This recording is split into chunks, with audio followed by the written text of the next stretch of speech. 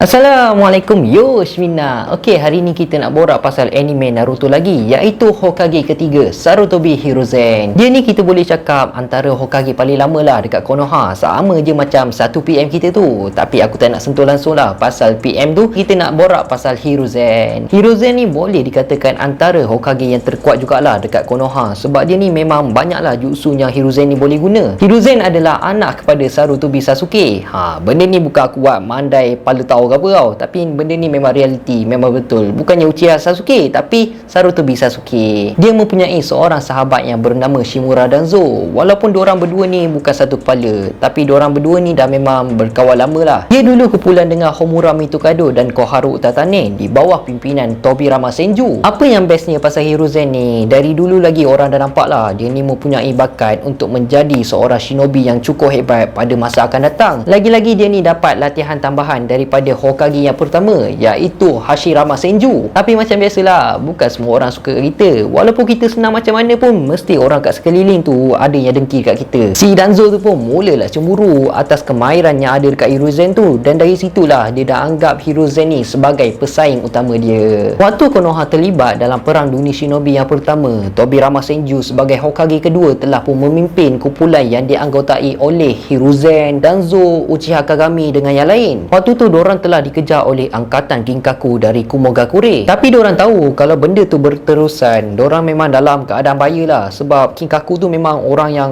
memang dangerous man lah. Tiba-tiba Hiruzen ni pun dengan rela hatilah dia nak jadi sebagai umpan, dan dia nak yang lain melarikan diri. Dan dalam masa yang sama, dia mengharapkan Danzo melindungi diorang semua. Tapi Tobirama dia cakap sebagai Hokage kedua, dah tentulah dia nak jaga orang-orang dia, dan dia pun telah memutuskan untuk bertarung dengan Ginkaku secara bersendirian. Walaupun dia tahu dia akan terkorban dalam pertarungan tersebut, tapi untuk memastikan keselamatan orang-orang dia rela untuk bertarung bersendirian. Sebelum Tobirama mati, dia pun telah melantik Hiruzen sebagai Hokage seterusnya. Lepas tu pun Hiruzen telah pun berkahwin dengan Biwako, dan mereka menerima cahaya mata yang pertama, iaitu Sarutobi Asuma. Dalam masa yang sama, Hiruzen telah pun memimpin kumpulan yang dianggotai oleh 3 sanin, iaitu Jiraiya, Tsunade dan Orochimaru. Walaupun Hiruzen ni dia memang rapatlah dengan ketiga-tiga anak murid dia tu, tapi dia telah meletakkan harapan yang cukup tinggi dekat Orochimaru, disebabkan dia nampak potensi Orochimaru ni memang cukup pandai lah. Dia memang ada kebolehan yang cukup tinggi. Hiruzen sebagai Hokage ketiga juga telah mengetuai Konoha dalam perang dunia shinobi yang kedua dan ketiga. Tapi dalam perang dunia shinobi yang ketiga, dia pun telah menghentikan dengan tanda tangan perjanjian damai waktu Minato telah pun berjaya menewaskan 1000 shinobi Iwagakure. Time tu Danzo memang bengang gila lah dekat Hiruzen ni, sebab Konoha telah mengalami kerugian yang cukup besar disebabkan tindakan Hiruzen tu. Disebabkan Hiruzen ni memang malas nak fikir banyak kan, dia malas nak peningkan kepala, dia pun telah mengundurkan diri sebagai Hokage. Hiruzen ni memang dah lama jugalah dia berharap untuk Orochimaru tu menjadi pengganti seterusnya sebagai Hokage. Tapi disebabkan waktu tu Hiruzen tak dapat nak yakinkan dekat pembesar-pembesar Konoha yang Orochimaru ni bakal menaruhkan segalanya untuk melindungi kampung tersebut, dia pun telah ubah fikiran dan menganggap Jiraiya sebagai calon yang paling sesuai untuk menggantikan tempat dia. Tapi benda yang sama juga jadi. Jiraiya telah pun menolak tawaran tersebut disebabkan dia tak yakinlah untuk memikul tanggungjawab sebesar itu. Dan akhirnya Hiruzen telah pun melantik Namikaze Minato sebagai pengganti seterusnya. Semasa Kyuubi menyerang Konoha, time tu Minato tak adalah, disebabkan dia sedang bertarung dengan lelaki yang bertopeng dekat tempat yang lain. Hiruzen pun telah mengetuai pasukan pertahanan untuk menghalang Kyuubi dari serang Konoha. Tapi waktu tu memang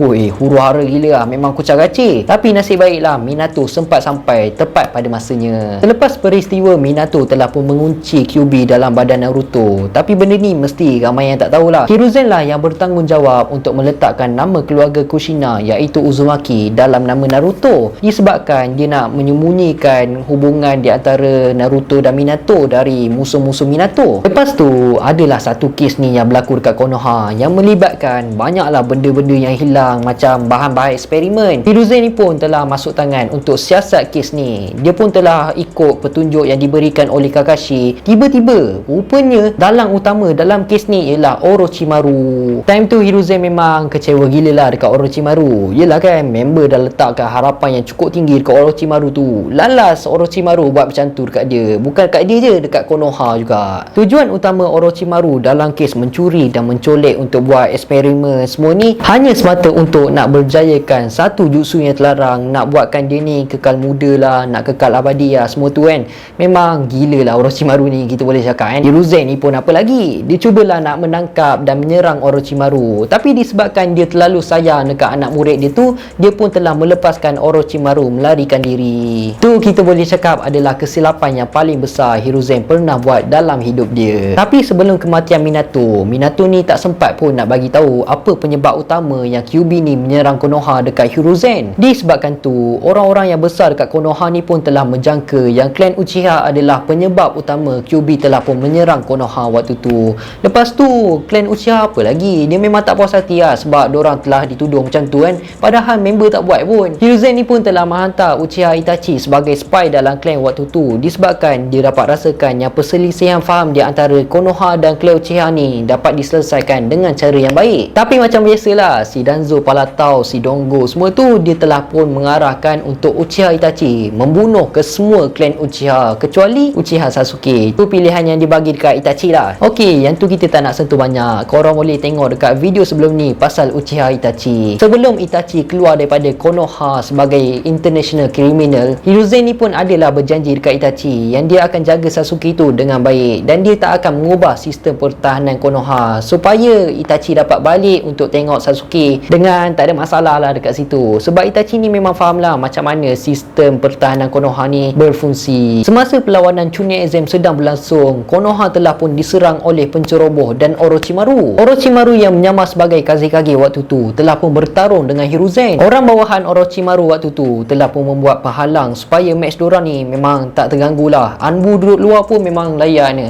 Bila lah nak habis match ni. Sebab time tu kita boleh nampak lah yang Orochimaru memang bernekat nak membunuh Hiruzen. Okey, kita sentuh sikit je untuk dalam match ni. Orochimaru telah pun menggunakan salah satu teknik yang terlarang dengan menghidupkan Hokage yang pertama dan Hokage yang kedua untuk bertarung dengan Hiruzen. Dalam match tu, kita boleh nampak lah yang skill Hokage ketiga ni memang gila-gila lah. Dan di akhir pertarungan, Hiruzen pula telah menggunakan salah satu teknik yang terlarang dengan mencuba untuk menarik jiwa Orochimaru ni keluar dari badan dia. Part yang ni aku tak sure sangat macam mana jutsu dia ni berfungsi. So kalau korang faham macam mana jutsu Hiruzen ni berfungsi, adakah sama macam jutsu Minato pakai time nak kunci Kyuubi tu dalam badan Naruto? Kalau korang tahu, just drop je komen kat bawah, okey? Tapi malangnya Orochimaru sempat memanggil pedang dia iaitu Kusanagi dan telah berjaya menikam Hiruzen dari belakang walaupun cuba dihalang oleh Enma. Dia pegang macam ni tapi tak sempat juga. Selepas 1 jam proses mantra yang dibuat oleh Hiruzen tu, time tu dia macam mula sedar lah yang dia tak mempunyai kekuatan yang cukup untuk selesaikan mantra tu. Dia pun buat apa yang termampu je lah waktu tu, disebabkan kekuatan dia time tu memang low gila lah, dan dia telah pun berjaya melumpuhkan kedua-dua lengan Orochimaru. Selepas tu pun Hiruzen telah pun mati dalam pertarungan tersebut. Tapi sebelum dia mati, dia sempat tersenyum dan berharap dapat berjumpa dengan Orochimaru lagi dalam kehidupan seterusnya. Sampai macam tu sekali kita nampak kasih sayang dia dekat Orochimaru, walaupun Orochimaru ni dah buat macam-macam lah dekat dia dengan Konoha. So conclusionnya dekat sini, betul lah apa orang tua-tua pernah cakap, yang kasih sayang seorang guru ni memang tak ada penghujung. So sesiapa yang masih lagi study ke apa dekat mana pun,